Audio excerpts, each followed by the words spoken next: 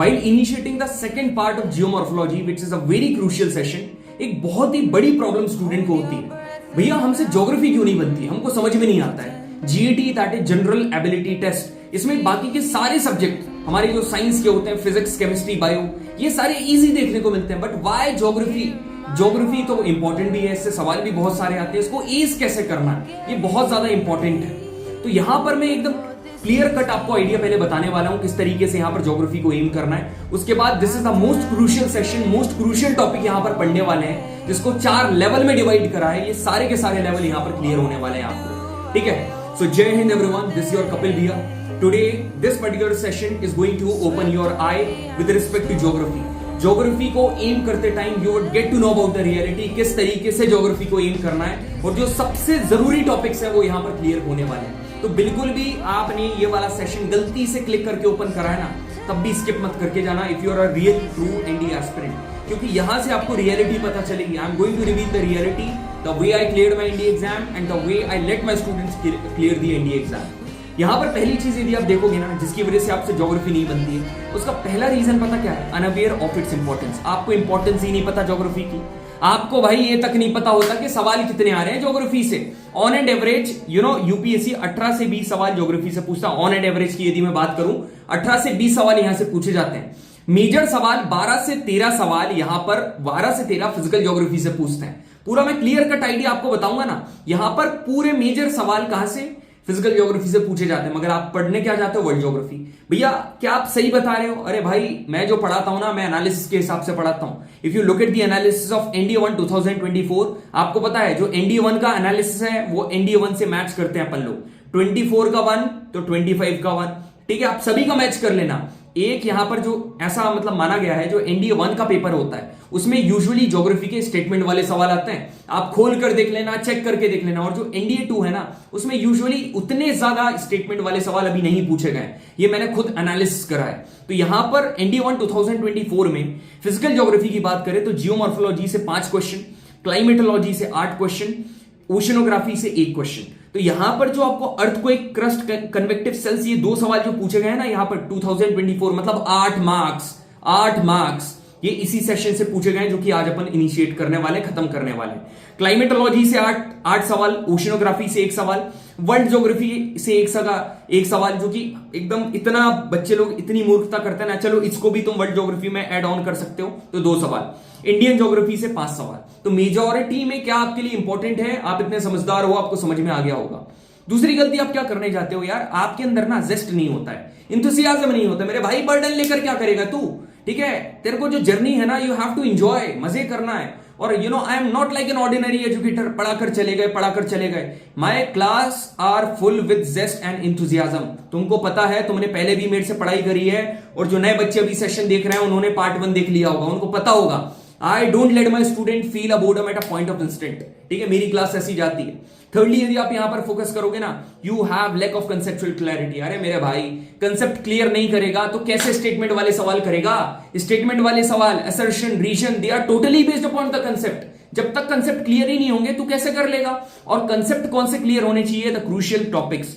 जितने भी crucial topics हैं उनको एकदम आंख बंद करके पढ़ना है। ऐसा नहीं कुछ भी पढ़ लिया, ये कर लिया, वो कर लिया, एक सिस्टमेटिक मैनर में। There must be a narrower path, एकदम पता होना चाहिए, clear path, how well you are going to the reach, ठीक है। जो आपकी रीच है, जहां पर आपको पहुंचना है, where you are standing today and where you want to go, उसके बीच का पाथ क्लियर एकदम पता होना चाहिए आपको।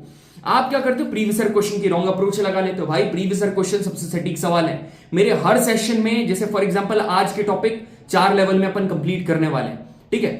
4 लेवल में आपको बता देता हूं कौन से 4 लेवल हैं ये, ठीक है। And these are the most asking topics in UPSC NDA exam.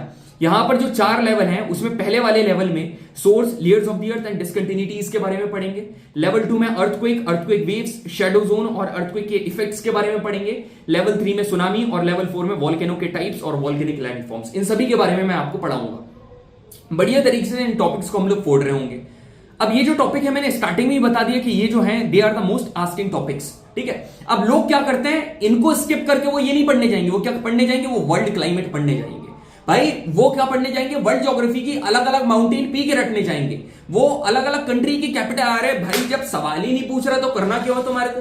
I am a very blunt person भाई, मैं बिल्कुल भी यदि स्टूडेंट मेरे को कॉल करके उसका सिनेरियो बताता है, बोलता है कि भैया इस तरीके से क्या पेपर क्लियर हो सकता है, और यदि मेरे को लग रहा है कि वो मेरा स्टूडेंट भी नहीं है और हो सकता है, I will say just yes, damn sure yes, you will clear with this strategy.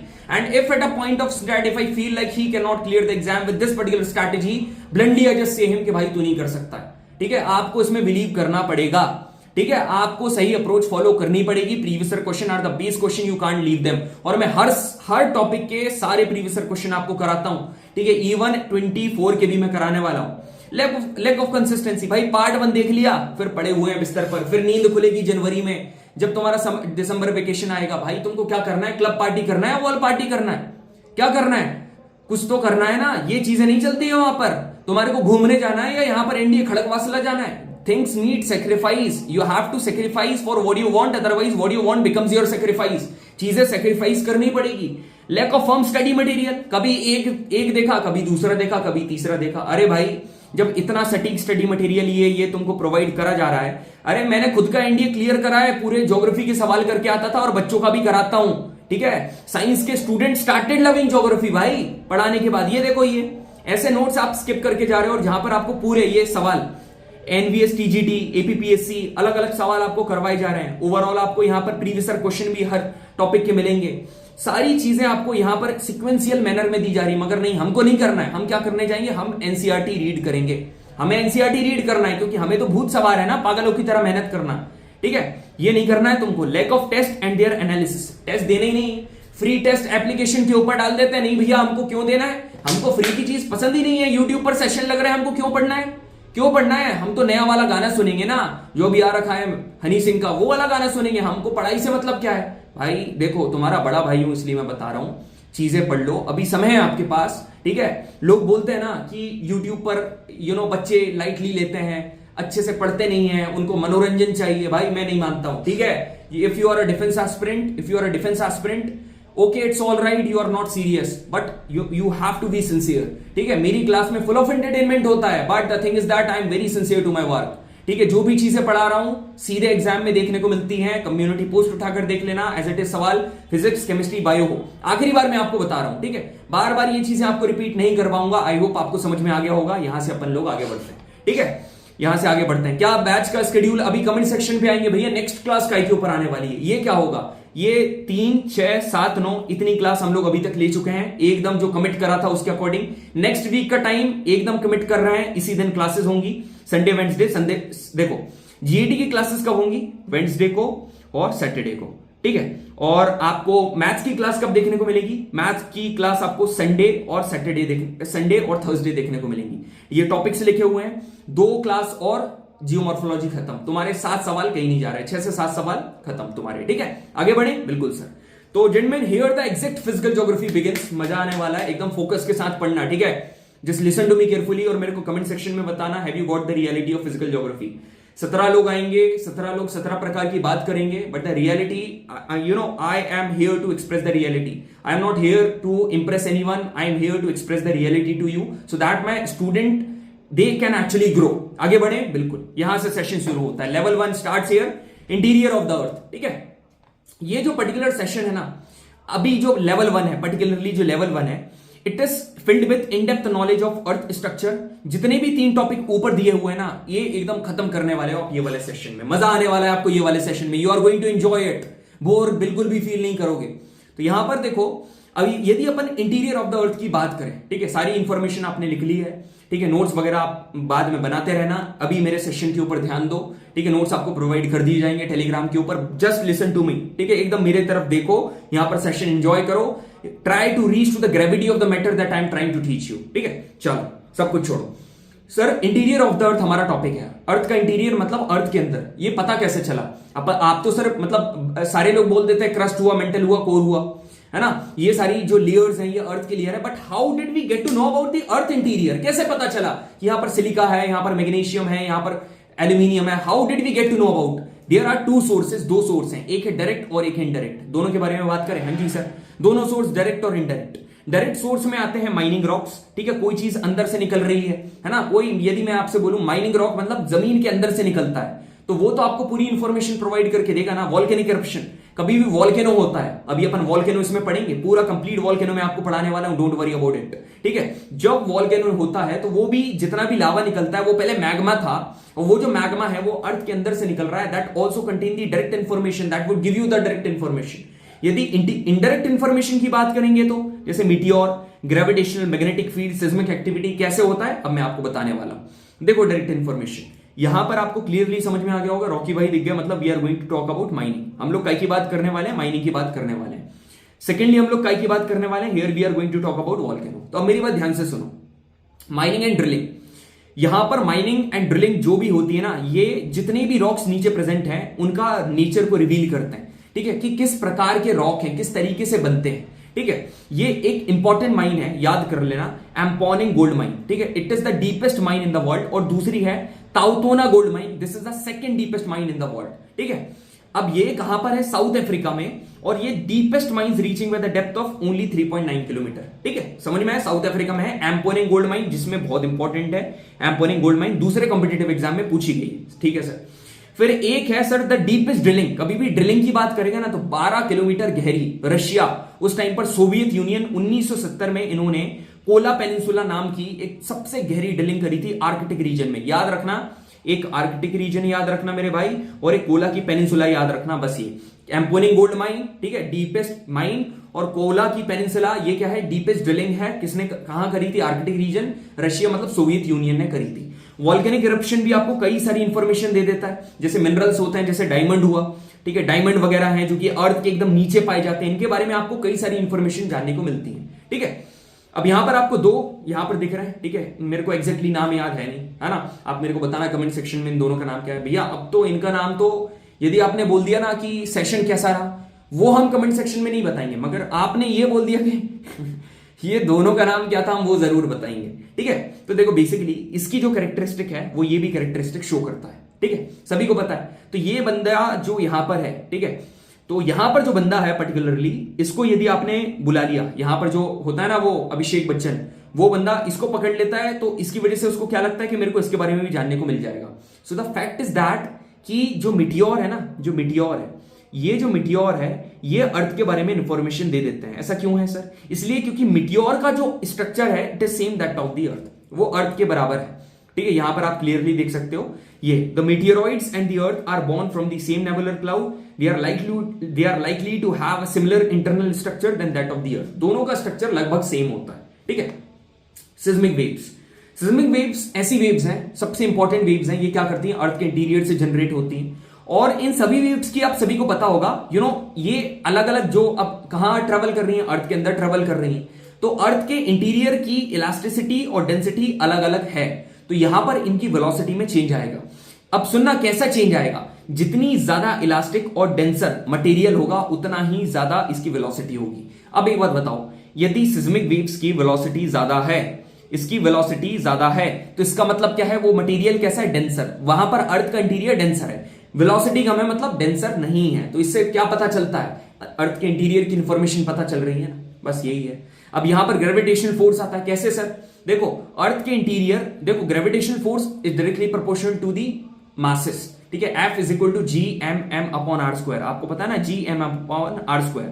तो जहां पर मास ज्यादा रहेगा वहां पर फोर्स ज्यादा रहेगा, तो ग्रेविटेशनल फोर्स यदि ज्यादा है तो आप क्या समझोगे कि उस पर्टिकुलर एरिया के अर्थ के इंटीरियर में मास ज्यादा है। तो इंटीरियर के बारे में पता चला ना आपको, उसकी जितनी भी मास का जो डिस्ट्रीब्यूशन है अर्थ के क्रस्ट में उसके बारे में पता चला। So that is what exactly gravitational force आपको बताता है। ये उतनी अंदर लिखी हुई इंफॉर्मेशन थोड़ी डेप्थ में है, ठीक है, इसलिए मैं आपको बता रहा हूं। मेरा ऐसा लिमिटेड सिलेबस जो इंपॉर्टेंट है वो आपको पढ़ाना है, सिलेबस पूरा कंप्लीट करवाना है, मगर जो चीज इंपॉर्टेंट है उसके ऊपर ज्यादा इंफेसिस देना है। तो अब ये जो अंदर इंपॉर्टेंट है उतना एज सच इंपॉर्टेंट नहीं है, मगर मैंने आपको डायरेक्टली बता दिया।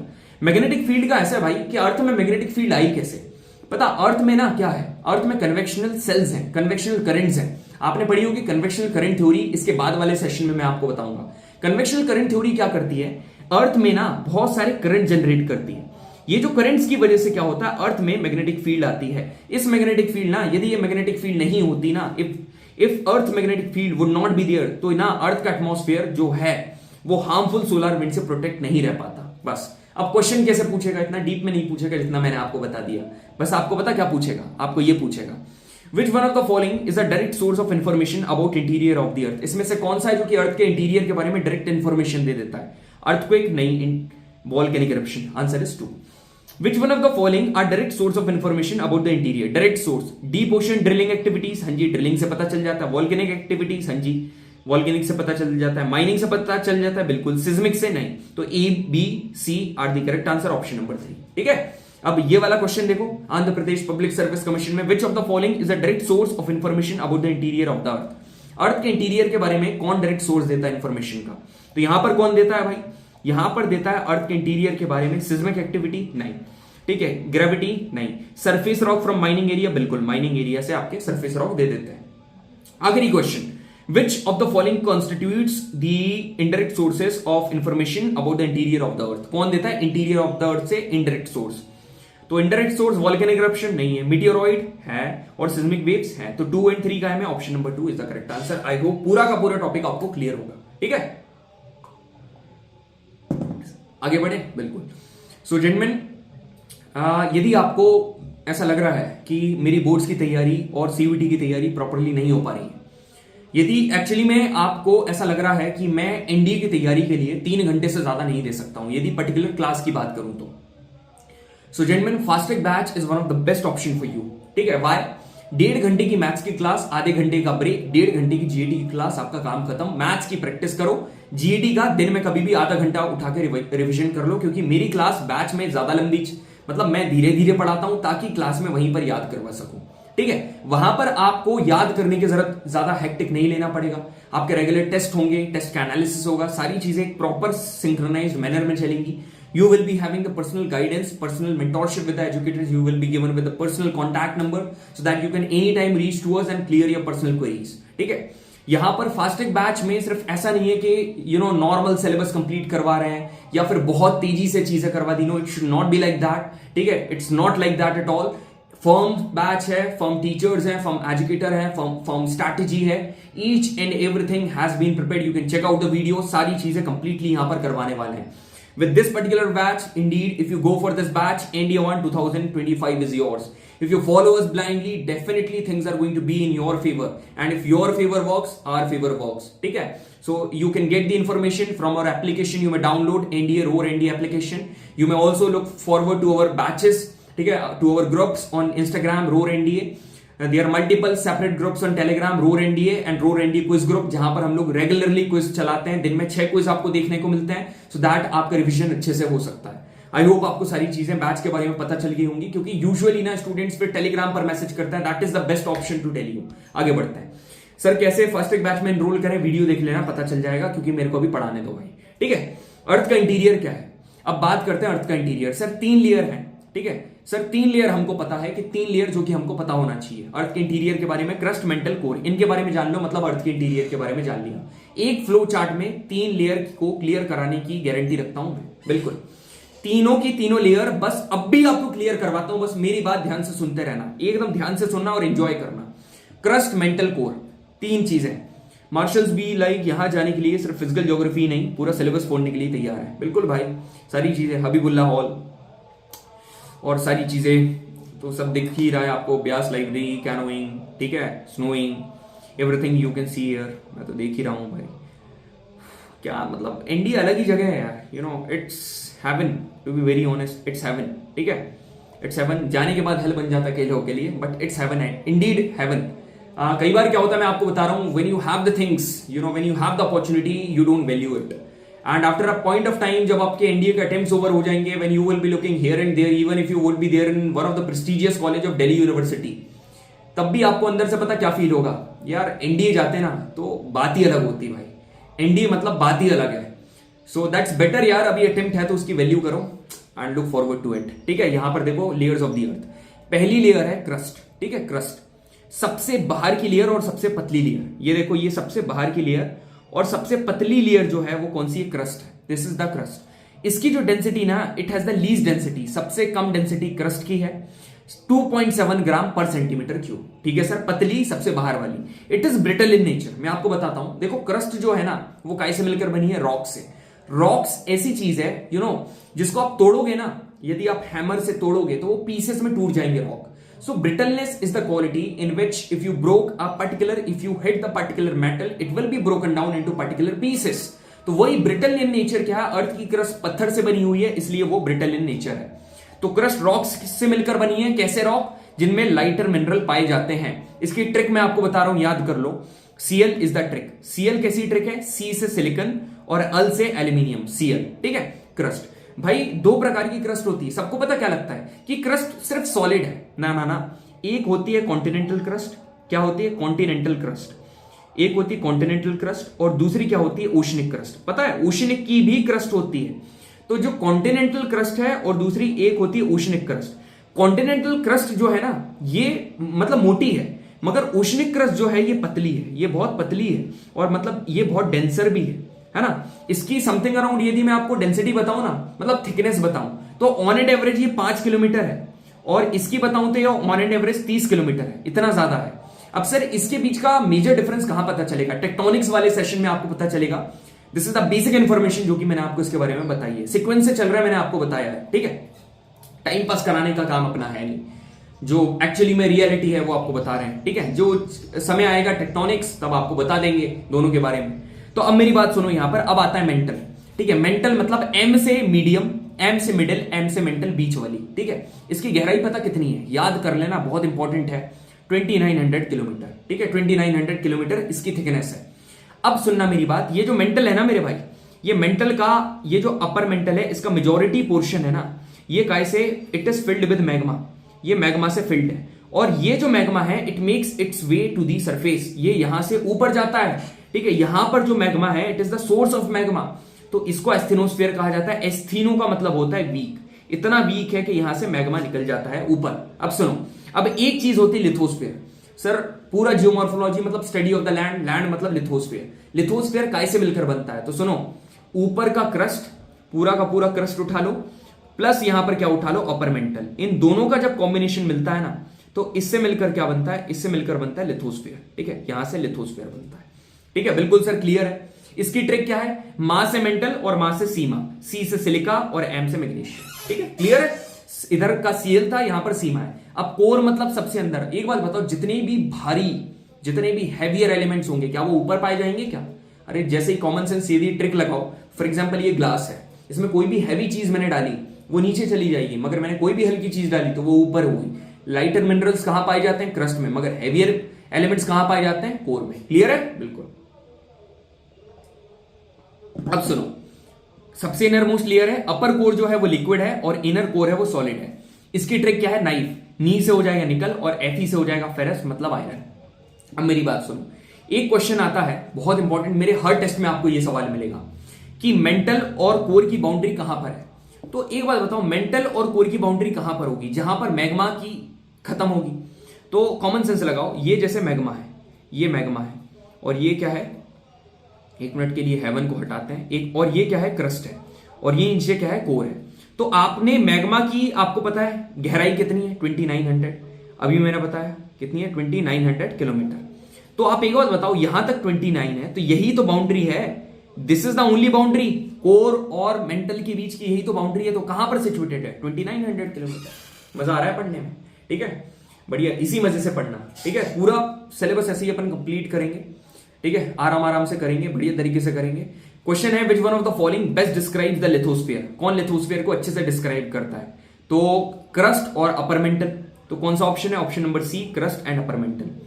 यहां पर बहुत ही बढ़िया सवाल है, बहुत अच्छे से सॉल्व करेंगे. Which one of the following statements is are correct. Correct statement कौन सी है, the earth crust is brittle in nature. Yes sir, earth की क्रस्ट ब्रिटल इन नेचर है, रॉक से मिलकर बनी हुई है, तोड़ेंगे तो पीसेस में टूट जाएगी. Option number, statement number 1 is correct. The mean thickness of oceanic crust is 15 kilometre. जो मीन थिकनेस है ओशनिक क्रस्ट की वो 15 किलोमीटर है क्या, ओशनिक की 15 है क्या भाई, ओशन की 15 नहीं है, 5 किलोमीटर है. और कॉन्टिनेंटल की 30 है मान रहे हैं, तो स्टेटमेंट 2 गलत है. Only 1 statement is correct. Lithosphere question repeat हुआ है भाई, 19 में आया था फिर 21 में आ गया. Lithosphere consist of what. ठीक है, लिथोस्फीयर कैसे बनता है, लिथोस्फीयर वही भाई क्रस्ट और अपर मेंटल. ठीक है, प्लस क्रस्ट और अपर मेंटल.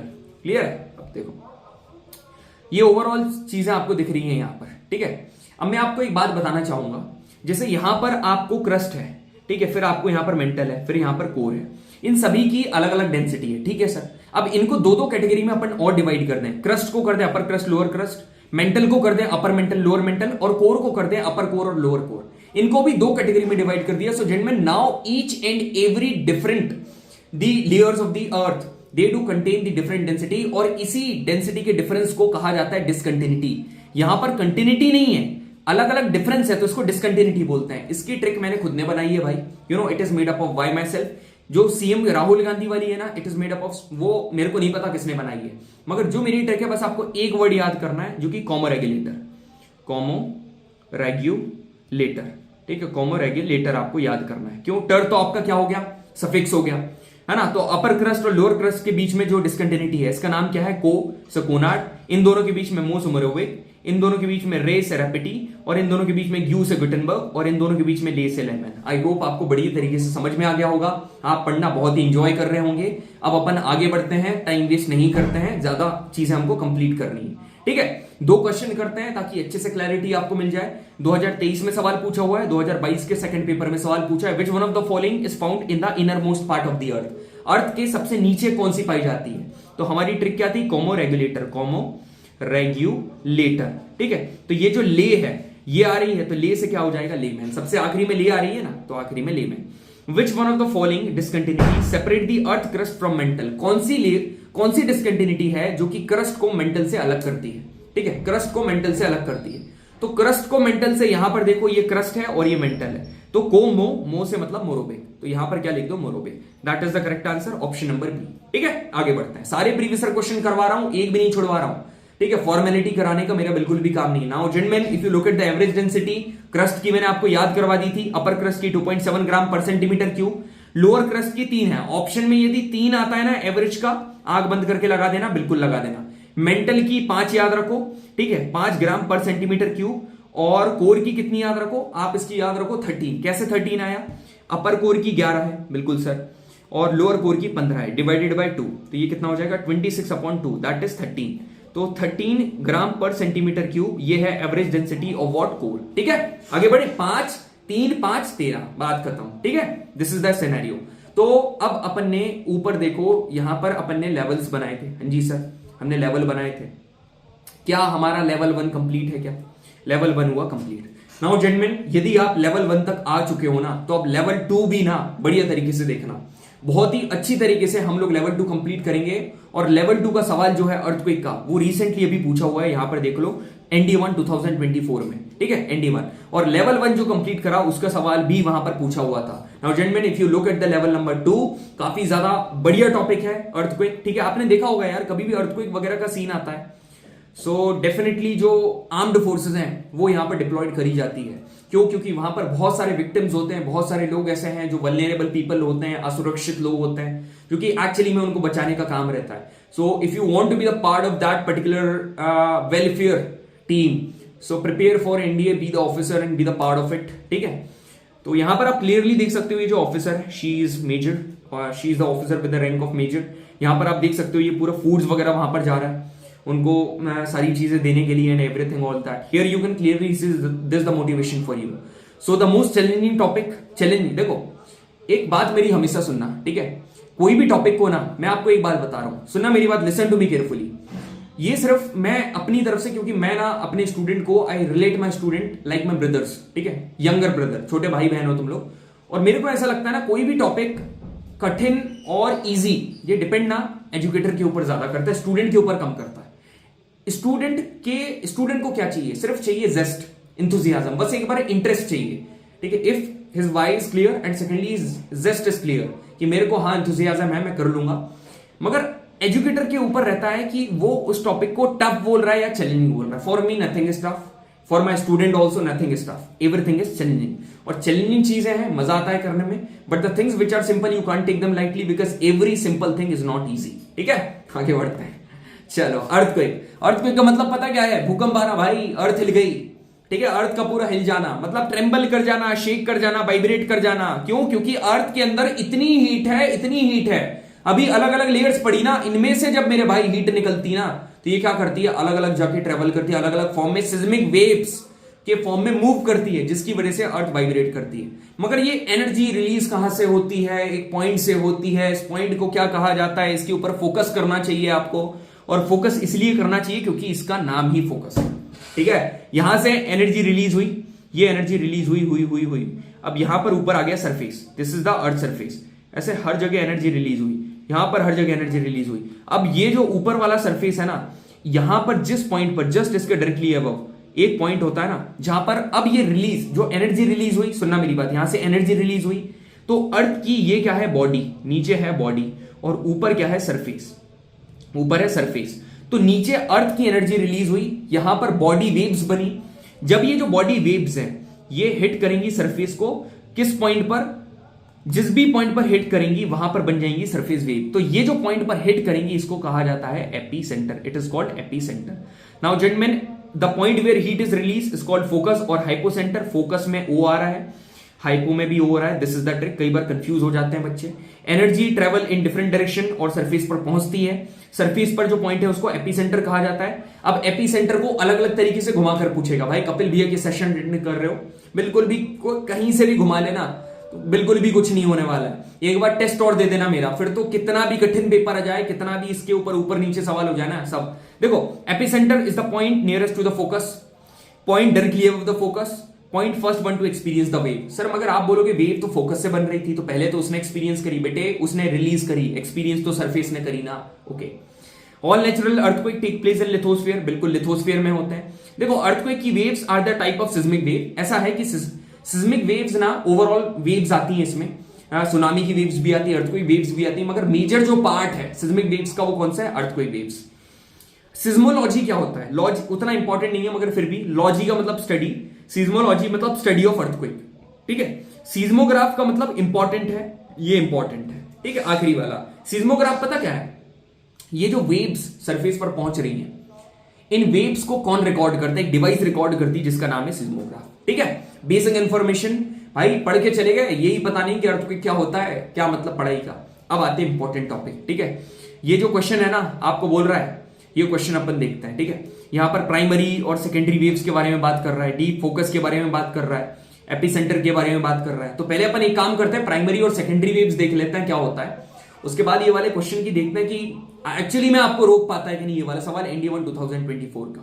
ठीक है, तो जेंटलमैन अर्थक्वेक वेव्स के बारे में बात करें, दो प्रकार की आपकी अर्थक्वेक वेव्स होती हैं, दो प्रकार की। एक होती है मेरे भाई बॉडी वेव्स, है ना, और दूसरी कौन सी होती है? सरफेस वेव, जो कि ऊपर मैंने आपको बताई है। बॉडी वेव में एक होती है पी वेव, एक होती है एस वेव, है ना। सरफेस वेव में एक होती है L फॉर लव वेव्स और R फॉर रेले वेव्स। ठीक है, अब मेरी बात सुनना, जो प्राइमरी वेव्स है ना, ये primary waves are the generated due to the release of energy at the focus. Focus पर एनर्जी रिलीज हुई, पहले जनरेट होगी तुम्हारी कौन सी? Body wave. ठीक है, और अर्थ की बॉडी में ट्रेवल करेंगी ना ये। मगर सरफेस वेव की बात कब करोगे आप? जब ये जो बॉडी वेव्स हैं, जब ये सरफेस के ऊपर पहुंच जाएगी जेंटलमैन, सरफेस पर पहुंचने के बाद ये क्या जनरेट करती हैं? ये जनरेट करती है सरफेस वेव। और ये कहां पर? अर्थ की बॉडी में नहीं जेंटलमैन, ये ट्रेवल करती हैं अर्थ के सरफेस में। और डिस्ट्रक्शन कौन क्रिएट करेंगी? डिस्ट्रक्शन होता है सरफेस के ऊपर, सरफेस पर जो ट्रेवल करेगी that is surface wave, that would be destructive. ये डिस्ट्रक्टिव देख रहे हो भाई, गला। आगे बढ़ते हैं। ठीक है, non destructive wave. Non destructive wave, तुमको पता है मैं माइक नहीं लगाता हूं क्योंकि मेरे को ऐसा लगता है कि मेरे को अपनी वॉइस बढ़ाने के लिए माइक की जरूरत नहीं है। यहां पर देखो, बॉडी वेव दो प्रकार की वेव है, एक पी वेव और एक एस वेव। ठीक है, पी वेव और एस वेव। पी वेव जो है ये इनको रिलेट करना साउंड वेव से, और साउंड वेव होती है लॉन्जिट्यूडनल वेव, है ना। और एस वेव जो है ये ट्रांसवर्स वेव है। ठीक है, पी वेव कई गुना फास्ट है एस वेव के, और ये स्लो है। और क्योंकि ये लॉन्जिट्यूडनल है, they can travel in solid, liquid, gas, मगर S wave can only travel in solid. ठीक है, क्लियर है। यहां पर सरफेस वेव की दो कैटेगरी है, एल वेव और आर वेव। याद रखना, L wave are the most destructive wave. ठीक है ना, ये क्लियर है। अब ऊपर वाला सवाल करें। हाँ जी सर, देखते हैं ये क्वेश्चन की कितनी हिम्मत, क्या इतनी हिम्मत है हमको रोक पाए। Let's see. पहली वाली स्टेटमेंट यहां पर क्या बोल रही है जेंटलमैन, कि हमको करेक्ट स्टेटमेंट बताना है। तो पहली स्टेटमेंट यहां पर ये जिक्र कर रही है, the point on the earth surface. Earth के सरफेस के ऊपर जो पॉइंट होता है directly above the focus is called the epicentre. यहां पर ये फोकस है, इसके जस्ट ऊपर जो पॉइंट होता है, क्या इसको एपिसेंटर बोलते हैं क्या? हाँ जी, इसको क्या बोलते हैं? इसको बोलते हैं एपिसेंटर। ठीक है, statement number 1 is correct. Statement number 2, earthquakes generate primary and secondary waves that radiate outward from earthquake focus. Earthquake क्या प्राइमरी और सेकेंडरी वेव जनरेट करती हैं जो कि अर्थक्वेक के फोकस से निकलती। बिल्कुल सर, ये तो बॉडी वेव जनरेट करती है। अरे तो बॉडी वेव के 2 ही टाइप तो हैं, एक पी और एक एस, प्राइमरी और सेकेंडरी, ये भी सही है। फिर क्या बोल रहा है कि अब ये सरफेस है, एक का फोकस स्टार 1 है और एक का फोकस स्टार 2 है। ठीक है, आपको दिख नहीं रहा होगा, अब दिख रहा होगा। एक का फोकस स्टार 1 है, एक का स्टार 2 है। ठीक है, अब मेरी बात ध्यान से सुनना। जो डीप फोकस अर्थक्वेक है are likely to cause more damage. मतलब जो डीप फोकस मतलब अंदर गहरा हुआ अर्थक्वेक है, जो अंदर गहरा फोकस है, वो जो अर्थक्वेक जनरेट होगा वो ज्यादा डैमेज करेगा क्या? नहीं। एक बात बताओ, ज्यादा डैमेज कौन करता है? Surface wave. अब ये ज्यादा डैमेज कब करेंगी? जब जल्दी से जितना जल्दी वेव पहुंचेगी सरफेस पर। कौन सी वेव जल्दी पहुंचेगी सरफेस पर? जेंटलमैन, जो कि वेव पास होगी, जिसका फोकस पास होगा। तुम कॉमन सेंस लगाओ, ये एकदम इंस्टेंटली यहां ऊपर पहुंच जाएगी, ये कर देगी क्या? ज्यादा डैमेज। सो जो शैलो फोकस है, कम गहरा फोकस है, याद रखना, जो शैलो फोकस है, ये शैलो फोकस क्या करता है? ये डैमेज ज्यादा करता है, ये ज्यादा डैमेज करेगा। तो ओनली कितनी स्टेटमेंट? 1 and 2 स्टेटमेंट आ रहा है। मजा आ रहा है? बिल्कुल सर मजा आ रहा है। We are enjoying too much, I am also enjoying gentleman. So let's move forward. ठीक है, 2 क्वेश्चन और करें। Which one of the following statements about earthquake waves is not correct? कौन सी? P waves move faster and are the first to arrive surface. बिल्कुल, P wave faster है और surface पर पहले चली जाती हैं, ये सही है। P waves can travel through solid liquid gases. बिल्कुल, तीनों में ट्रेवल कर सकती हैं। अब सीज्मोग्राफ आ गया, ये क्या है? सीज्मोग्राफ आ गया, अब ये क्या है? कोई बात नहीं, अब भी देखते हैं सीज्मोग्राफ। फिर आते हैं ये सवाल के ऊपर। अब देखो भाई, मैंने तुमसे बोला है मैं तुमको एकदम ऐसा बड़ा भाई तुम्हारे को पढ़ाता हूं, ठीक है? तो मैं आपको ये भी बता दे रहा हूं कि नोट्स कैसे बनाना है। देखो भाई, तुमने अभी तक मेरी स्लाइड देखी, क्या बाकी जगह की तरह क्या तुमको एकदम क्या ब्लैंक वाली स्लाइड में है ना, वो बोरिंग से फॉन्ट में लिखा हुआ पूरा तुमको चीज, ये तुम अपना फॉन्ट देखो, एक प्रॉपर फॉन्ट आपको समझ में आ रहा, आई कैचिंग फॉन्ट, कितनी सारी चीजें ऐड ऑन करी गई हैं। एक्चुअली में आपको पता है, मेरे को बताने की जरूरत नहीं है, ठीक है? कितनी सारी मेहनत कंटेंट के ऊपर करी गई है। तो वही मैं आपसे कहना चाह रहा हूं कि आप ना पूरा लिखने मत जाओ। आपके नोट्स बढ़िया क्रिस्प एंड कंसाइज होने चाहिए और ऐसे होने चाहिए, ये आपको मैंने बता दिया। बाकी आपके नोट्स हैं, आपको समझ में आने चाहिए, आप अपने अकॉर्डिंग बना सकते हो, ठीक है? आप मेरे को कमेंट सेक्शन में बताना, कितने याद से बताना कि कितने लोग नोट्स बनाने वाले हैं और कितने लोग रेगुलरली यहां पर नोट्स बनाते हैं, सेशन देखते हैं, ठीक है? मेरे को पक्का कमेंट सेक्शन में बताना। अब यहां पर देखो जेंटलमैन, आगे हम अपन लोग सिज्मोग्राफ के बारे में बात करने वाले हैं, शेडो जोन के बारे में बात करने वाले हैं। अब देखो मैं आपको बता रहा हूं शेडो जोन क्या है। शेडो जोन मतलब डार्क एरिया, जहां पर आपकी इमेज नहीं दिखती है। इन द सेम मैनर, ठीक है, सुनना मेरी बात, यदि आपने क्या करा, आपने एक कोई भी एरिया में, जैसे ये पूरी अर्थ है, ठीक है, ये पूरी अर्थ है, इसमें अलग अलग एंगल्स बटे हुए हैं, है ना? जैसे ये फिर बीच में है, ये पूरा कोर है, ठीक है, ये बीच का कोर है ना? यहां तक कुछ एंगल है, इतना एरिया, ठीक है? फिर यहां पर कुछ है, इतना एरिया, ठीक है? ये इतना एरिया, ये इतना एरिया, ठीक है? ये इतना एरिया, ये इतना एरिया, ठीक है? ध्यान से सुनना, ये यहां पर, ये इतना एरिया, ये यहां तक, और ये इतना एरिया, ये यहां तक, ठीक है? फिर ये यहां से यहां और एरिया, मतलब यहां तक कितना था? फॉर एग्जांपल कुछ भी x डिग्री और यहां पर पूरा y डिग्री, यहां पर इधर x डिग्री, यहां पर y डिग्री, अलग अलग एरिया, ये वाला एरिया अलग हो गया। अब मेरी बात ध्यान से सुनना, ध्यान से सुनना। आप कितने, यदि आपने इस एरिया में क्या रखा, सिज्मोग्राफ रखा, ठीक है, सिज्मोग्राफ रखा।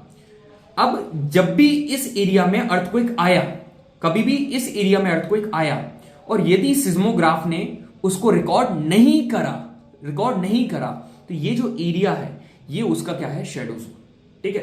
तो रिकॉर्ड यदि नहीं कर रहा है तो वो क्या है, वो उसका है शेडो जोन। वो क्या है, शेडो जोन है। बात कर, समझ में आया? बिल्कुल सर समझ में आया। सर मगर ये डिग्री क्या बता दिया आपने? ये डिग्री आप मतलब भैया की तरह बताओ, सर की तरह मत बताओ। देखो मैं तुम्हारे को समझाता हूं, ध्यान से सुनना, ठीक है? Listen to me carefully gentleman, ठीक है? 3 चीजें याद कर लो, 3 चीजें याद कर लो। क्या आप बनाओ ये, ठीक है? पहला बनाओ, यहां पर 105 डिग्री लिखो, ठीक है? यहां पर लिखो 145 डिग्री, बस, ठीक है? 105, ये तो 0 डिग्री है और ये उसके बाद का है। अब लिसन टू मी केयरफुली, 0 से 105 डिग्री के अंदर दोनों वेव रिकॉर्ड हो जाती हैं, पीवी और एसवी, ठीक है? तो यहां पर ऊपर अपन लिख रहे हैं कौन कौन रिकॉर्ड हो जाती हैं और नीचे लिखेंगे किस किस का शेडो जोन है, ठीक है? किस किस का शेडो जोन है। तो एक बात बताओ, जब दोनों रिकॉर्ड हो रही है क्या शेडो जोन होगा? इसका भी नहीं है, इसका भी नहीं है। 105 और 145 के बीच में ना ही पी वेव रिकॉर्ड होती ना ही एस वेव, तो दोनों का ही शैडो जोन है। ठीक है, दोनों का ही शैडो जोन है। मगर यहां पर आखिरी में ना पी वेव तो रिकॉर्ड हो जाएगी 145 के बाद, मगर एस वेव रिकॉर्ड नहीं होगी। तो किसका शैडो जोन है? पी वेव का शैडो जोन नहीं है, जो रिकॉर्ड नहीं हो रही उसका है। तो यहां पर अब सुनना, यहां पर it record only P wave. तो listen to me carefully gentleman, seismograph within 105 degree रखोगे, it will record both P wave and S wave. 105 से 145 के बीच में रखोगे, पी वेव और एस वेव दोनों को रिकॉर्ड नहीं करता है। मगर बियॉन्ड 145 रखोगे तो सिर्फ ये पी वेव को रिकॉर्ड करता है। ठीक है, तो अब सवाल करें? बिल्कुल सर। अब देखो ये वाला, seismograph located beyond 145 degree from epicentre can record the arrival of P wave. मतलब बियॉन्ड 145 मतलब 145 के बाद। तो ये तुम्हारा 145 है, इसके बाद पी वेव को रिकॉर्ड कर लेता है, एस को नहीं करता। तो कैन रिकॉर्ड पी वेव, बिल्कुल सर ये सही है। तो ये वाली स्टेटमेंट गलत है, ये सही आंसर। ठीक है, स्टेटमेंट गलत है मगर ये वाला ऑप्शन आपका सही आंसर है। So P wave have maximum area covered under shadow zone. नहीं भाई, ये वाला जो है ये गलत है। शैडो जोन ज्यादा एस वेव का होता है रादर देन पी वेव का। ठीक है, ये वाला क्वेश्चन करें, which one of the following statement is are correct? Hypocentre is the point on the surface of the earth nearest to the focus. बोला था ना कंफ्यूज करेगा, इसलिए बेटा मैंने क्या बोला था, फोकस में ओ आ रहा है और हाइपो में भी ओ आ रहा है, मतलब दोनों सेम है। तो भाई hypo is not the point nearest to the focus, focus is also known as hypocentre. उसको तो ऊपर वाले को तो एपिसेंटर बोल रहा था ना तू, तो ये वाली स्टेटमेंट गलत है। वन काय में अब दो स्टेटमेंट रीड करो ही मत आगे की, आप काटो, आप क्या करो, उनको हटाओ, एलिमिनेट करो। ये ऑप्शन नहीं है, ये भी नहीं है। ठीक है, अब सेकंड देखो, velocity of earthquake waves is higher in denser medium. क्या अर्थक्वेक वेव्स की वेलोसिटी डेंसर मीडियम में? अभी बताया था, ऊपर इनडायरेक्ट सोर्स पढ़ रहे थे। डेंसर और इलास्टिसिटी जितनी ज्यादा होगी उतनी ज्यादा अर्थक्वेक वेव की वेलोसिटी होगी। Statement 2 is absolutely correct. अब किसमें 2 नहीं है भाई? 3 वाले में नहीं है, ऑप्शन नंबर बी। क्या तीसरी स्टेटमेंट रीड करने दी क्या? नहीं, तब भी तुम्हारा आंसर आ गया। This is the way to actually approach the paper of GAT, that is general ability test. It not only check your knowledge but it also check your general ability, the way you are attempting your question paper. तीसरी statement फिर भी क्या है? P waves move faster and are first to arrive at the surface of the earth. भाई बिल्कुल सही है, P wave पहले ही पहुंचती है, ये भी स्टेटमेंट सही है। तो अब आगे बढ़े। हाँ जी सर, शेडो जोन बता दिया आपको। शेडो जोन के क्वेश्चन आप देख लो। तो कौन सा क्वेश्चन मैं आपको कराऊं? कोई सा भी कर लो यार। ये दूसरा वाला देखो, which of the following statement are not correct about shadow zone? The shadow zone of P wave is much larger than that of S. अरे किसने बोला भाई? पी वेव का शेडो जोन तो कम है, ज्यादा नहीं है, एस का ज्यादा है। तो ये वाली गलत है, तो ये वाला आपका सही आंसर है। ये वाला क्वेश्चन होमवर्क करना, बहुत आसान क्वेश्चन है। कठिन होता तो मैं खुद बताता। ठीक है, मैं कठिन खुद बताता हूं, इजी बच्चों पर छोड़ता हूं। और बच्चे नहीं हो तुम भाई, सॉरी। ठीक है ये वाला हटाओ, इंपॉर्टेंट नहीं है। ठीक है, इंपॉर्टेंट नहीं है, क्योंकि नाम से ही पता चल रहा है। अर्थक्वेक के कितने टाइप? टेक्टोनिक अर्थक्वेक जो कि टेक्टोनिज्म की वजह से जनरेट होता है, वॉल्केनिक अर्थक्वेक जो कि वॉल्केनो की वजह से जनरेट होता है। अब टेक्टोनिज्म क्या होता है अगले सेशन में पढ़ेंगे, वॉल्केनो क्या होता है थोड़ी देर बाद पढ़ेंगे, कोलैप्स अर्थक्वेक क्या होता है जो कि कई बार बहुत ज्यादा माइनिंग होती है ना। आपने देखा होगा केजीएफ मूवी देखी है, केजीएफ मूवी में वो उनके पेरेंट्स लोग माइन में जाने से क्यों मना करते हैं पता क्यों? क्योंकि एक्सेसिव माइनिंग की वजह से वो जो छत है माइन का वो टूट सकता है। जब वो माइनिंग का जो छत है वो टूट गया ना, तो it may lead to a lot of destruction of the human beings, it may lead to the destruction of their lives because of which they refuse them. So इसी की वजह से जो अर्थक्वेक आता है उसको कोलैप्स अर्थक्वेक बोलते हैं। एक्सप्लोजन अर्थक्वेक मतलब न्यूक्लियर केमिकल डिवाइसेस का की वजह से जो एक्सप्लोजन होता है उसकी वजह से जो अर्थक्वेक जनरेट होता है उसके एक्सप्लोजन अर्थक्वेक। इंपॉर्टेंट नहीं है, हटाओ। ये मेन चीज ये देखो, ये भी उतना इंपॉर्टेंट नहीं है मगर देख लो। मैं तुमको टॉपिक शुरू होने के पहले ही बता देता हूं क्या इंपॉर्टेंट है क्या नहीं है। अब देखो, ठीक है, इफेक्ट्स ऑफ अर्थक्वेक। तो जेंटलमैन पहला क्या है? Ground shake. आपका ग्राउंड शेक होने लगता है। फिर है डिफरेंशियल ग्राउंड सेटलमेंट। ये क्या चीज है? तुम देखो, ये जो इधर वाला पार्ट है अर्थक्वेक आएगा तो one part of the building will get settle down. ठीक है, विल गेट, तो इसको बोलेंगे डिफरेंशियल सेटलमेंट। मतलब डिफरेंस मतलब सेटलमेंट में डिफरेंस आ गया, पहले ऐसा था अब ऐसा हो गया। क्यों? डिस्ट्रक्शन की वजह से। लैंड एंड मड स्लाइड, मिट्टी खिसकती भाई, जमीन खिसकती है। फिर आता है सॉइल लिक्विफेक्शन। ये क्या चीज है सर? इसका मतलब पता क्या है? ये मिट्टी है और इसके अंदर सर कुछ कुछ ग्रेन्स प्रेजेंट है। ये ग्रेन्स प्रेजेंट है। इन ग्रेन्स के बीच का स्पेस बढ़ जाना है ना, ये स्पेस बढ़ जाना जिसकी वजह से इनके अंदर लिक्विडिटी बढ़ जाती है, जो होल्ड करने की कैपेसिटी है वो कम हो जाती है। इसी को सॉइल लिक्विफेक्शन बोलते हैं। ग्राउंड लर्चिंग, बह जाना।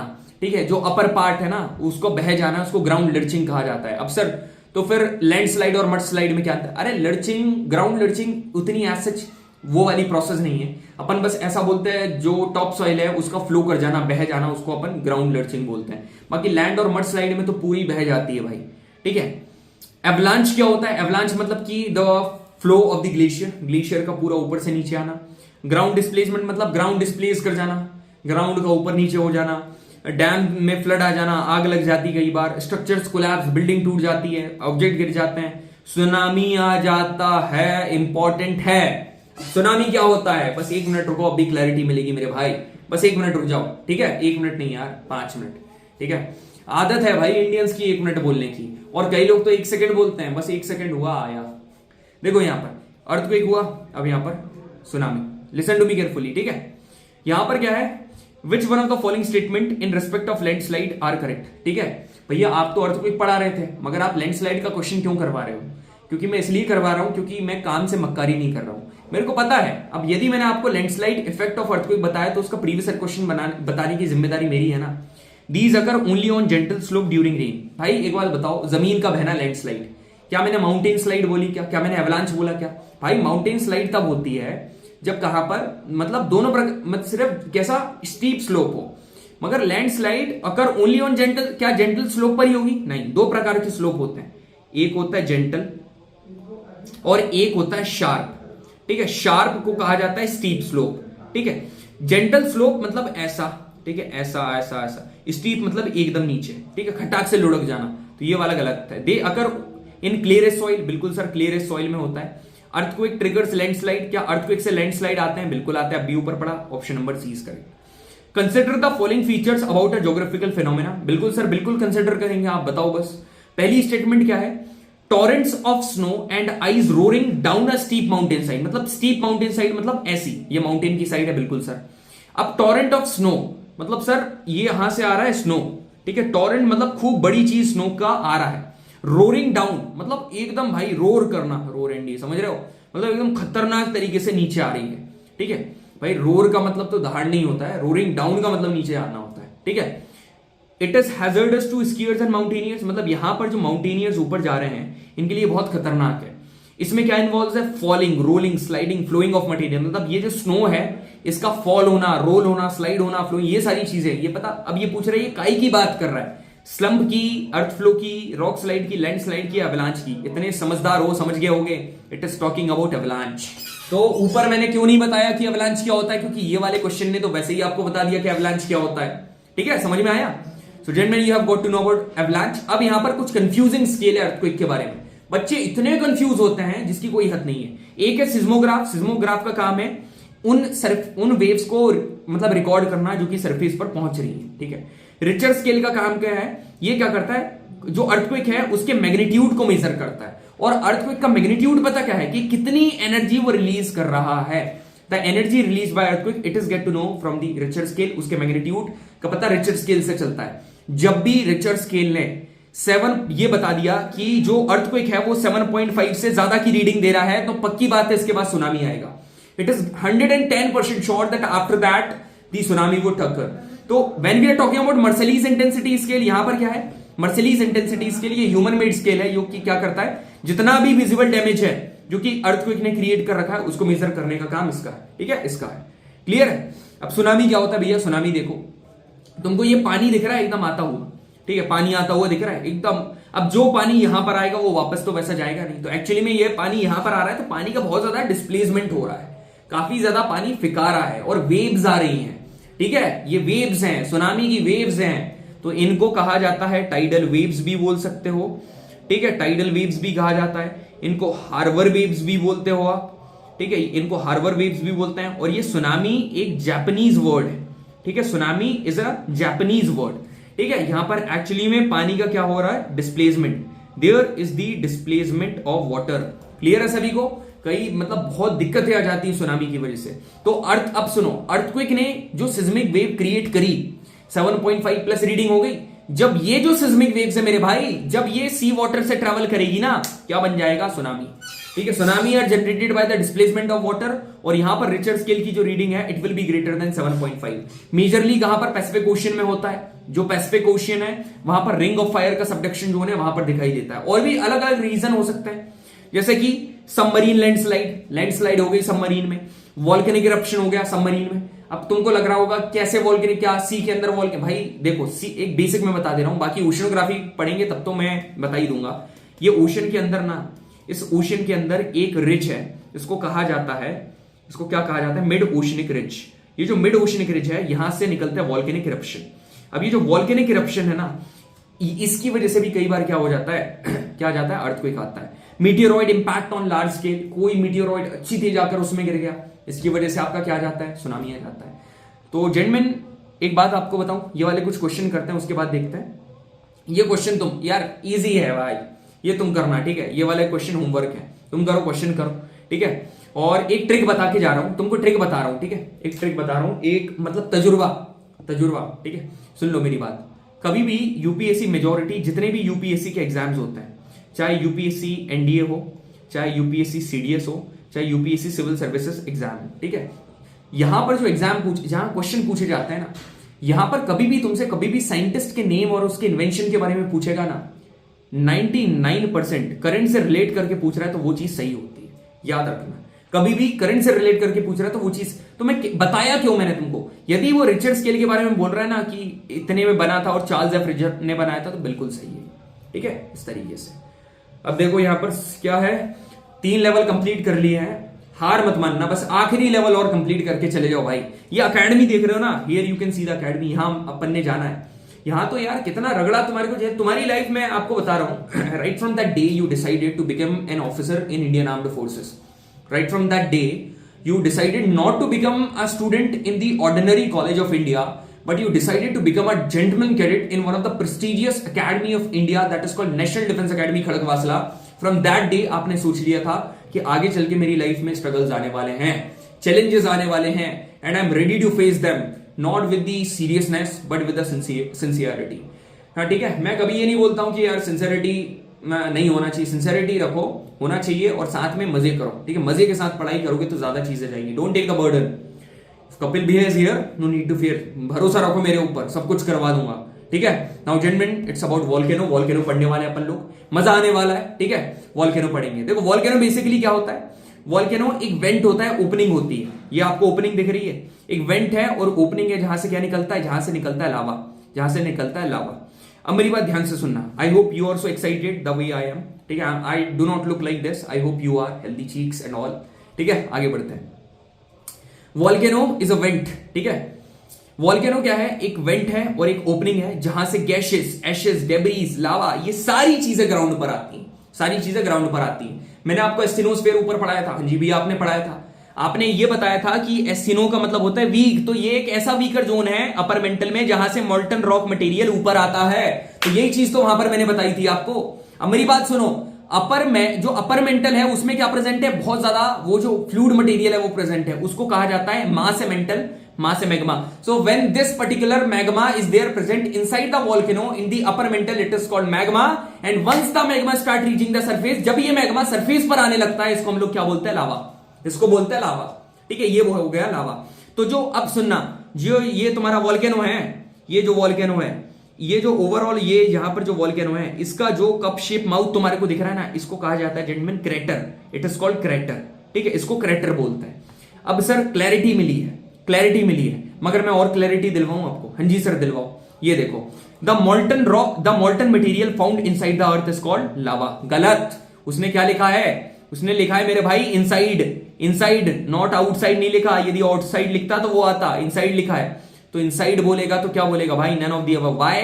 क्योंकि अंदर तो मैग्मा प्रेजेंट रहता है, मजा आया, अंदर तो मैग्मा प्रेजेंट रहता है। The most abundant gas emitted from volcano is the sulphur dioxide, सबसे ज्यादा निकलने वाली सल्फर डाइऑक्साइड। ये क्वेश्चन बिल्कुल आपसे पूछ सकता है प्रैक्टिकल। देखो एक और तजुर्बा मेरा बता देता हूं, अपनी कॉपी में नोट डाउन करते जाया करो यार, एक अलग ही कॉपी बना लो, सेइंग्स बाय कपिल भैया, ठीक है, पूरी सेइंग्स वहां पर लिख लिया करो। सुनो मेरी बात, GAT stands for general ability test. Sir ये तो हमको पता था, इसमें क्या नया है, रुको जरा सबर करो, पूरी बात सुनो, ठीक है, सुनो।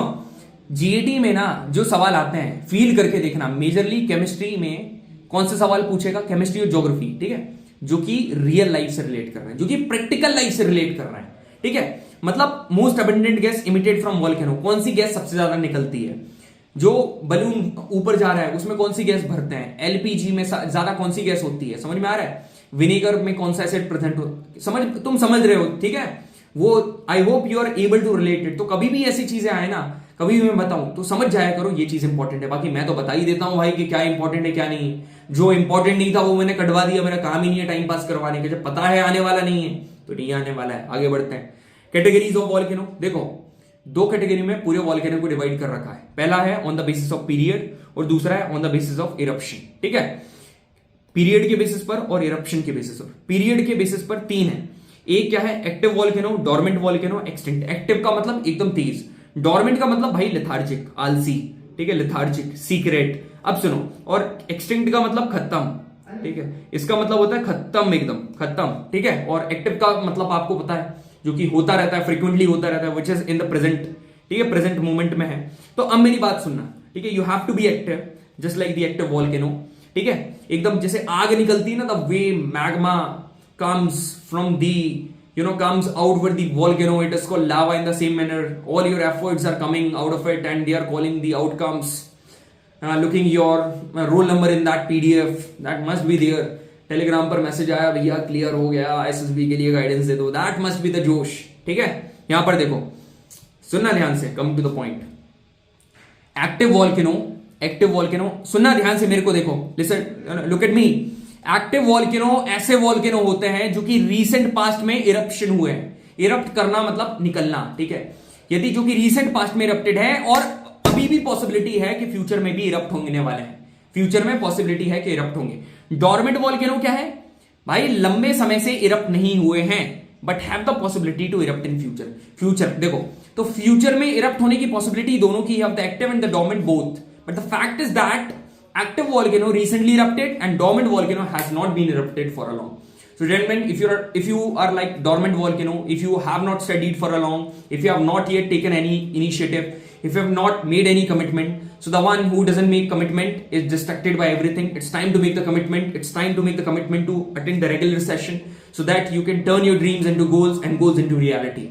आखिरी में आता है एक्सटिंक्ट वॉल्केनो। एक्सटिंक्ट का मतलब क्या है, खत्म भाई। ऐसे जो कि हजारों साल पहले कभी इरप्ट हुए होंगे, कभी बहुत समय पहले, ठीक है, एंड अभी कोई भी पॉसिबिलिटी नहीं है फ्यूचर में इरप्ट होने की, ठीक है। आगे बढ़। अब यहां पर आता है दो, एक सेंट्रल और एक फिशर। देखो इरप्शन के बेसिस पर सेंट्रल में यदि आप बात करोगे ना, ये है जैसे ये एक वॉल्केनो ये है और एक वॉल्केनो ये है, ठीक है, ध्यान से सुनना।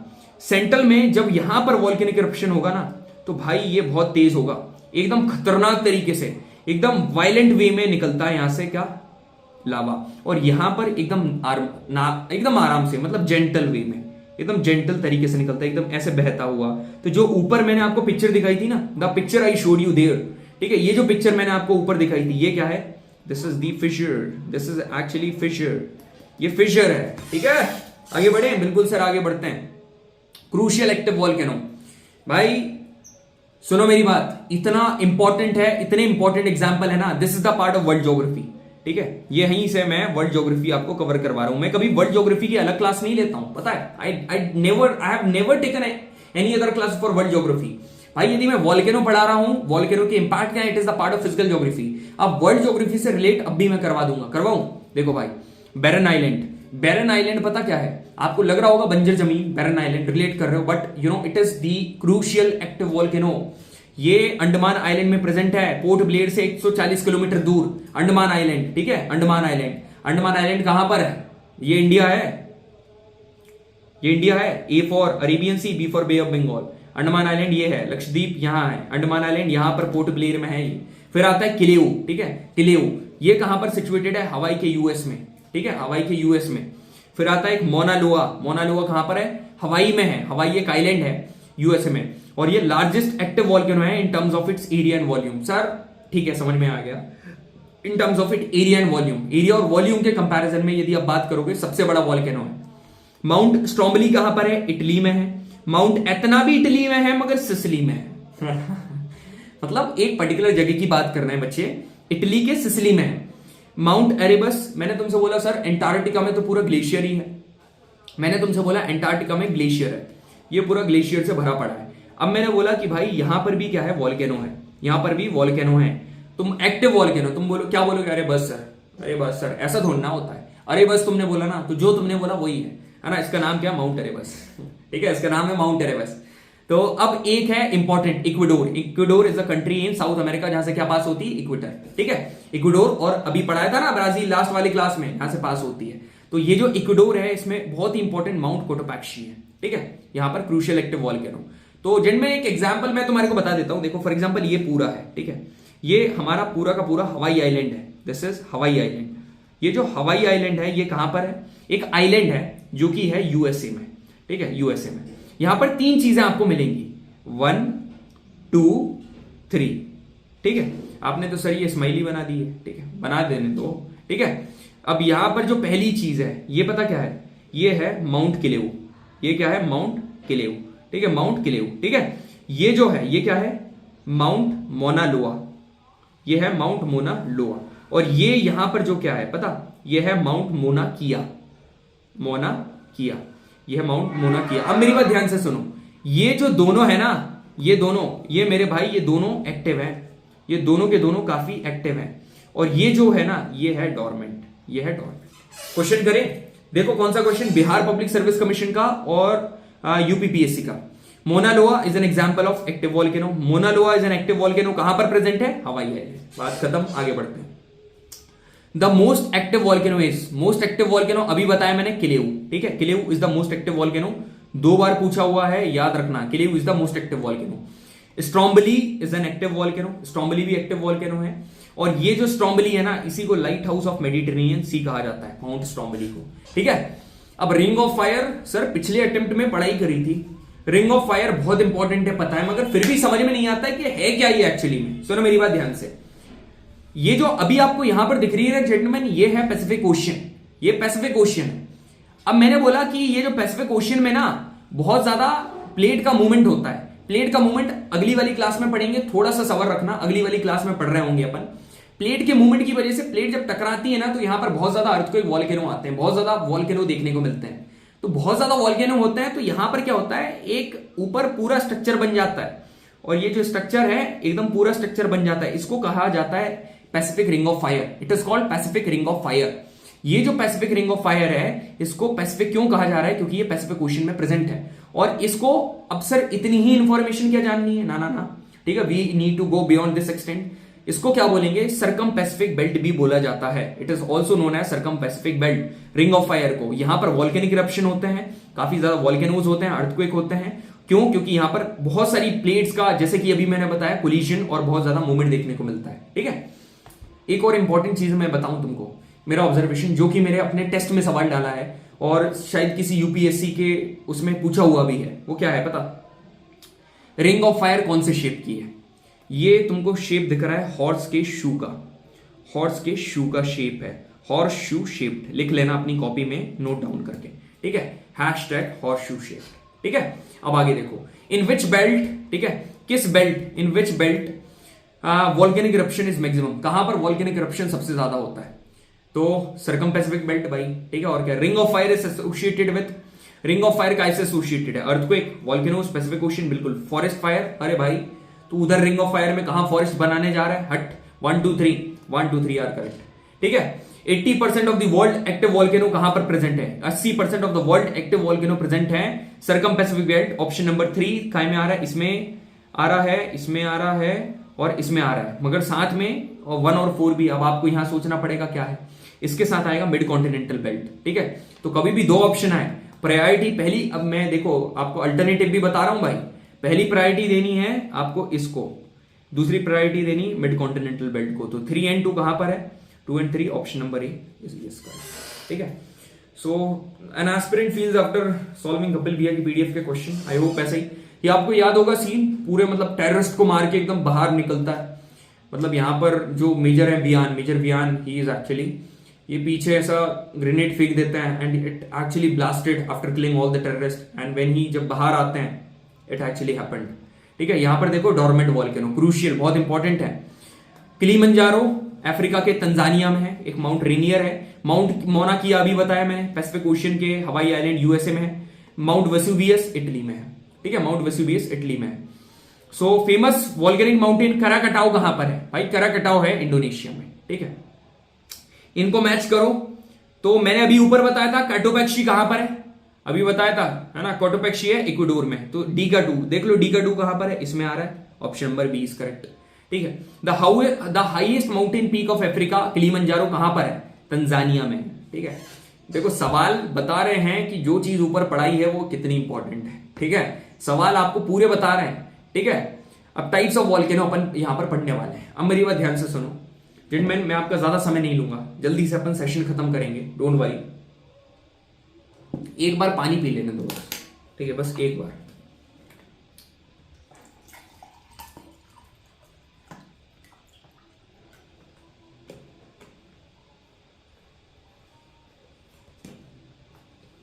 तेरी नजरों में है तेरे सपने,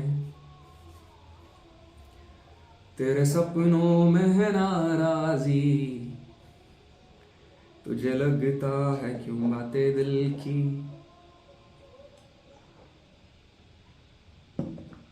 ये नहीं, अभी ये नहीं गाना चाहिए, कई लोग अलग महसूस करने लगेंगे। अभी क्या गाना चाहिए?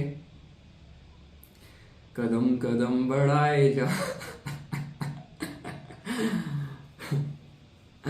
चलो आगे बढ़े भाई, आखिरी है, let's give a last try, ठीक है। बढ़िया, put your seat belts on, आखिरी ट्राई देते हैं, खत्म करते हैं सेशन को। This the last level 4 number अपन खत्म करने वाले हैं। यहां पर आपको एक बढ़िया से बंदे दिख रहे हैं, इसके हाथ में है शील्ड, एक वॉरियर है, the way you are warrior of mind. यहां पर ये भी एक वॉरियर है, शील्ड है, और एक बड़ी सी शील्ड है, एक लार्जेस्ट शील्ड आपको यहां पर देखने को मिल रही है। सेकेंड वाली पिक्चर में आपको क्लियरली क्या देखने को मिल रहा है? एक बंदा है जो कि काम है, कूल है, कंपोज्ड है, एकदम शांत है, ठीक है, एकदम कंपोज्ड है, ठीक है, कंपोजिट बंदा आपको यहां पर दिखाई दे रहा है। थर्ड में आपको क्या दिख रहा है? थर्ड में आपको दिखाई दे रहा है काल। काल, काल कौन सा? कृष वाला काल। और यहां पर फ्लड बह रही है, और यहां पर है मिड ओशनिक रिज, ये जो ओशन के बीच में जो रिज है वो ये है। अब मैं आपको इसकी हेल्प से टाइप ऑफ वॉल्केनो रटवाने वाला हूं। अब भी देखो एकदम ऐसे ही मजा आएगा आपको, ठीक है। यहां पर देखो 4 प्रकार के वॉल्केनो होते हैं, shield volcano, composite volcano, caldera, flood. Shield volcano, shield बड़ी थी ना, तो largest of volcanoes on the earth shield volcano. Hawaiian, मतलब हवाइयां इसका एग्जांपल है, मैंने बताया हवाइयां आइलैंड पर जितने भी प्रेजेंट हैं वो सारे शील्ड वॉल्केनो हैं। मोरना, लोआ उठा लो, किया, किलेउ, सारे उठा लो, ये शील्ड का एग्जांपल है। बेसाल्ट से मिलकर बनते हैं। कभी भी वॉल्केनो में बेसाल्ट आए, कुछ ट्रिक बता रहा हूं, कुछ चीजें बता रहा हूं, इंपॉर्टेंट है। बेसाल्ट का मतलब होता है हाईली फ्लूइड लावा, ठीक है, एकदम हाईली फ्लूइड लावा, उसको बोलते हैं बेसाल्ट। यहां पर ये ज्यादा एक्सप्लोसिव नहीं है, लो एक्सप्लोसिव। इसका मतलब बड़ा है तो इसका मतलब ये नहीं कि लो एकदम एक्सप्लोसिव है, इट इज लो एक्सप्लोसिव। और यहां पर मेरी बात ध्यान से सुनना, लो एक्सप्लोसिव है। यहां पर क्या करता है कि लावा जब इसका निकलता है ना, तो fountain throws the cone and develops into cinder ash cone. तो ये जो चीज है तुम इसको इग्नोर करोगे, मेरे को पता है, मगर ये बहुत इंपॉर्टेंट है। वो तुमसे पता क्या पूछेगा? कौन डेवलप करता है, विच डेवलप्स सिंडर कोन। जो सिंडर कोन है वो कौन डेवलप करता है? Cinder cone is a type, एक फॉर्मेशन बनता है जब क्या होता है, जैसे कि ये जो है वॉल्केनो, इसका जब कोन निकल जाता है ना, ये ऊपर वाला, तो ये बना लेता है सिंडर कोन। तो सिंडर कोन कौन बनाता है? शील्ड। तो इसका आंसर यहां पर आप क्या लिखोगे? Sir it is the shield that makes the cinder cone. तो यहां पर सर आप शील्ड लिख दो, ठीक है, शील्ड लिख दिया। अब भैया कंपोजिट वॉल्केनो के बारे में बात करते हैं। कंपोजिट मतलब शांत, ये कूल और एकदम विस्कस वॉल्केनो निकालता है, ठीक है। मगर इसका मतलब ये नहीं है कि ये इरप्शन नहीं करता, उल्टा है। यहां पर ये लो एक्सप्लोसिव है और ये क्या है? एक्सप्लोसिव इरप्शन करता है। ये अब याद रखना, कुछ चीजें इंपॉर्टेंट है। ये क्या करता है, जब अपने मतलब बाहर पायरोक्लास्टिक मटेरियल और एशेस जब निकालता है ना, ये क्या बना लेता है? लेयर्स का फॉर्मेशन कर लेता है। तो कंपोजिट वॉल्केनो क्या करता है? लेयर्स का फॉर्मेशन करता है। जो लावा निकलता है वो लेयर के फॉर्म में सेटल हो जाता है। कार्डेरा खतरनाक, the most explosive type of volcano, सबसे खतरनाक टाइप का वॉल्केनो यही होता है। और जब इरप्ट करता है ना, कोलैप्स हो जाता है, ठीक है। और जो कोलैप्स डिप्रेशन होते हैं उनको कार्डेरा कहा जाता है। जो नीचे देखो क्या है, जैसे ये है, यदि मैं तुम्हारे को बता रहा हूं, फॉर एग्जांपल ये है, ठीक है, ये जो नीचे प्रेजेंट है, ऐसा ये पूरा क्या था? ये पूरा तुम्हारा वॉल्केनो था, ठीक है, ये पूरा ओवरऑल ऐसा पूरा वॉल्केनो था, ठीक है। अब ये वॉल्केनो का यदि मैं तुम्हारे को एक जिक्र बताऊं, नीचे है भाई मैग्मा चैम्बर, जहां पर मैग्मा भरा पड़ा हुआ है, ये मैग्मा भरा पड़ा हुआ है, ठीक है। अब यहां पर क्या हुआ है, यदि अच्छी तेज एक्सप्लोड हुआ, और एक्सप्लोड करते टाइम ये जो काल है, जब एक्सप्लोड होता है तो उसका भी आप तुमने क्रिज में देखा होगा, जब वो जितना खतरनाक होते जा रहा था थोड़ा थोड़ा टूटते जा रहा था ना, ये टूट गया, ऊपर का पार्ट टूट गया। अब जब ऊपर का पार्ट टूट गया तो बचा कितना पार्ट, इसका बचा तो इतना ही पार्ट ना, इतना पार्ट बचा। तो ह्यूज मैग्मा चैम्बर से क्लोज विसिनिटी में आया कि नहीं, विसिनिटी का मतलब ओपनिंग, ये जो इसकी ओपनिंग है ये करीब हुई कि नहीं, बिल्कुल सर करीब हुई, तो वही चीज लिखी हुई है, close vicinity with magma chamber, ठीक है। और फ्लड वाला क्या है, यहां पर क्या, लंबे फ्लड बेसाल्ट लावा, मतलब फ्लड बेसाल्ट लावा ऐसा लावा जो कि बहुत पतला लावा बहुत दूर तक जाता है ना, जिससे डेकन ट्रैप्स बना हुआ है। मिड ओशनिक रिज, ये ऐसा वॉल्केनो, वही वॉल्केनो जो कि कहां पर प्रेजेंट होता है, ओशनिक एरिया में, ठीक है। अब यहां पर देखो ये सेल डाइक, अलग अलग चीजें, sill dyke, batholith, laccolith, phacolith, फलाना चीजें हैं, अब भी क्लियर करेंगे, ठीक है। Will just make it over the game. आखिरी चीज है, देखो ध्यान से, ये आपको दिख रहा है जेंटलमैन बाथ टब, ये आपको बाथ टब दिख रहा है, हाँ जी सर बाथ टब दिख रहा है। बाथ टब डोम शेप का दिख रहा है, बिल्कुल डोम शेप का दिख रहा है, बहुत बड़ा है, लार्ज है, ठीक है, बड़ा है, लार्ज है। डोम शेप ऐसा उल्टा भी हो सकता है, ठीक है, उल्टा भी हो सकता है। यहां पर ये पोलो जो दिख रहा है ये सॉसर शेप है, सॉसर शेप है।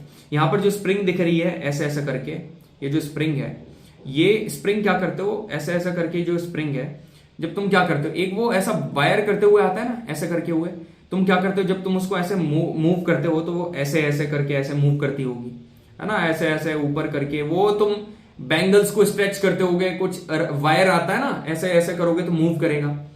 तो कभी भी तुम उसको फेंकोगे तो क्या करेगा, ये ऊपर और नीचे से स्ट्रक्चर बना देगा। तो अब मेरी बात ध्यान से सुनो, ट्रिक, ठीक है। अब जेंटलमैन क्या होता है, यूजुअली जो वॉल्केनो है, ठीक है, ये वॉल्केनो है, ठीक है, ये वॉल्केनो ने ऊपर से लावा निकाला। अब जब ये बाहर आकर कूल हुआ तो ये क्या बनाएगा, कुछ लैंडफॉर्म बनाएगा।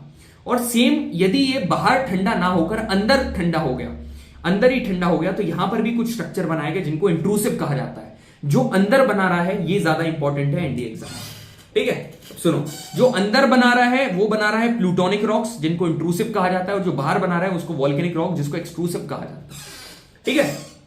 सुनो मेरी बात, बाथोलिथ क्या होता है, बाथोलिथ का मतलब क्या है, a large body of magmatic material cools in the deeper depth of the crust, crust के एकदम गहराई में जाकर, ठीक है, develops in the form of large dome shape, ऊपर अभी आपको बताया था डोम शेप, और it is the cooled portion of magma chamber, magma chamber को जो सबसे ठंडा पोर्शन बाथोलिथ है, ठीक है। अब बाथ टब ऐसा था, उसी बाथ टब को कर दो तुम उल्टा, देखो दोबारा बताता हूं, ये बाथ टब कैसा था, ये था ऐसा, ठीक है, ये ऐसा था। अब यही बाथ टब को कैसा कर दो, ऐसा, ठीक है। अब जब ये बाथ टब ऐसा हो गया और इसमें से कुछ निकाल दो, ऐसी लेयर्स, है ना, लाइन चैनल्स निकाल दो जिसमें से लावा जाएगा, तो एक large dome shape with level base, इसका बेस कैसा है, फ्लैट है, और connected by pipe like conduit. ये सिविल सर्विस एग्जाम में सीधी स्टेटमेंट आई थी, पाइप लाइक कंडुइट वाली, याद कर लेना। फिर आता है लैपोलिथ, तुमने पोलो था, ये एक्चुअली लोपो है, लोपोलिथ होता है। पोलो को बस एल इधर कर दो, पी इधर कर दो, तो ये क्या बन जाएगा, लोपोलिथ। कौन सा शेप था, सॉसर शेप था, ठीक है। यहां पर क्या होता है, ये जब लावा ऊपर निकलता है ना, ये जैसे लावा वॉल्केनो के ऊपर आ रहा है, ये वॉल्केनो के ऊपर आ रहा है, ये जाना तो ऊपर चाहिए, ये ऊपर जा रहा है, मगर इसको क्रस्ट में हल्की सी वीक जगह मिली तो ये हॉरिजॉन्टली मूव हो जाएगा, हल्की सी जगह मिली इधर, और यहां अगर जब ये ठंडा हो जाता है ना, तो ये क्या बना लेता है, ये बना लेता है लैपोलिथ। फिर आता है फैकोलिथ, मैंने क्या बोला था, जब तुम इस चीज को फेंकोगे तो ये क्या बनाएगा, ये बनाएगा एंटिक्लाइन और सिंक्लाइन।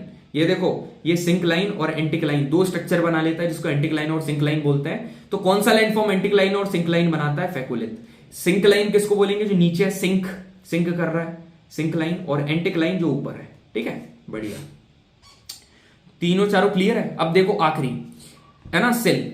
तुम सोते कैसे हो, हॉरिजॉन्टली या वर्टिकली, सर ऐसे ही सोते हैं, पैर ऊपर से नीचे थोड़ा करते हैं, ठीक है। तो ये हो गया सेल। सेल मतलब horizontal bodies of intrusive igneous rock. जब मैग्मा, दोबारा बोल रहा हूं, जब मैग्मा वॉल्केनो के अंदर ठंडा होकर हॉरिजॉन्टल बॉडीज बना लेता है इंट्रूसिव इग्नियस रॉक की, उसको बोलते हैं सेल। पतली शीट्स, जब पतला रहता है तो शीट, जब ज्यादा थिक हो जाता है उसको बोलते हैं सेल्स। और यही जब वॉल लाइक स्ट्रक्चर हॉरिजॉन्टल, जब वर्टिकली बना लेता है, vertical bodies of intrusive igneous rock, तो जेंटलमैन यहां पर lava solidifies perpendicular to the ground, wall like structure, इसको कहा जाता है डाइक, इसको बोलते हैं डाइक, ठीक है। खेल खत्म। ये वाला क्वेश्चन देखो, previous question, which one of the following is the lower most inner most intrusive rock. सबसे इंट्रूसिव इनर मोस्ट कौन सा है, सर बाथोलिथ है। A large body of magnetic material जो कि deeper depth of earth crust में ठंडी होती है और बड़े डोम शेप बनाती है। अगेन बात हो जाए, सर खत्म हो गया। ठीक है, सबसे इंपॉर्टेंट फैक्ट है, कुछ याद रखना आखिरी में। सबसे एक्टिव वॉल्केनो क्लेऊ है, highest active volcano Ojos del Salado है, only active volcano in India Barren Island है, only active volcano in India. ऐसा कॉन्टिनेंट जहां पर एक भी एक्टिव वॉल्केनो नहीं है ऑस्ट्रेलिया। सबसे एक्सप्लोसिव टाइप का वॉल्केनो काल्डेरा है, लीस्ट एक्सप्लोसिव बेसाल्ट प्लेटू है। अभी मैंने बताया था lighthouse of Mediterranean sea mount Stromboli, अब बता रहा हूं पैसिफिक हाउस का लाइट हाउस है Izalco. Only volcanic peak in Antarctica that is mount Erebus. यहां पर कुछ आखिरी चीज है, आखिरी स्लाइड, बस आखिरी और पढ़ के जाओ। ये क्या है, दो प्रकार का लावा होता है जिनमें, listen to me carefully, there are two types of lava, one is acidic lava and second is the basic lava. Acidic lava में फ्लूइड बहुत कम होता है। आप ये याद करो ही मत, एसिडिक याद मत करो, आप बेसिक याद करो, क्योंकि बेस से आप वहां पर क्या याद करके आए हो, हाईली फ्लूइड लावा। कोई चीज हाईली फ्लूइड है मतलब कम गाढ़ी, मतलब लेस फ्लूइड। इसका कलर डार्क है, इसका लाइट हो जाएगा। इसमें सिलिका कम है तो इसमें सिलिका ज्यादा है। बस आप बेस याद करो, बेस में हाईली फ्लूइड याद करा, बस इससे क्या याद हो जाएगा, फ्लूइड ज्यादा है तो गाढ़ा कम है मतलब लेस विस्कस। डार्क कलर का है, सिलिका कम है मतलब सिलिका कम है तो मैग्नीशियम ज्यादा। तो यहां पर सिलिका कम है, मैग्नीशियम ज्यादा। जितना पतला है उतना ही गर्म है, that is why it is hottest lava. और पतला है तो ज्यादा बड़े बड़े प्लेटू नहीं बना पाएगा। देखो जैसे ये लावा है, ये ठंडा होकर यदि पतला है तो ऐसा बनाएगा, ऐसा तो बन नहीं जाएगा, तो प्लेटू तो बनाएगा नहीं, पठार तो बनाएगा नहीं। ये क्या करेगा, बस नॉर्मली ऐसा Deccan प्लेटू type flat surface, neither plain area not mountain area, वो प्लेटू भी नहीं बनाएगा, तो नॉर्मली एक स्ट्रक्चर बना देता है। तो that was about basic lava, just इसका ऑपोजिट एसिडिक लावा। एक पढ़ना, दोनों पढ़ोगे कंफ्यूज हो जाओगे। सो जेंटलमैन, ये तो बैच वालों को बोलता हूं, रात जागो सुबह जल्दी उठो, दोपहर में पढ़ो, कोई मतलब नहीं, कंप्लीट काम होना चाहिए। You may lie to your parents and educator but can not lie to yourself. ठीक है, बताना कैसा लगा आपको सेशन। ठीक है, बैच वगैरह ज्वाइन करना हो, ऐसे पढ़ना हो रेगुलर कंटिन्यूटी में, बिल्कुल आप फास्ट ट्रैक बैच ज्वाइन करो। जो कंसेप्ट है आपकी रूह तक नहीं पहुंचा दिया तो मेरा नाम कपिल गौर नहीं। मेरे को कमेंट सेक्शन में बताना कैसा लगा आपको सेशन, उम्मीद कर रहा हूँ बढ़िया लगा होगा। ठीक है, so gentleman, it was nice session with you, thank you very much, जय हिंद।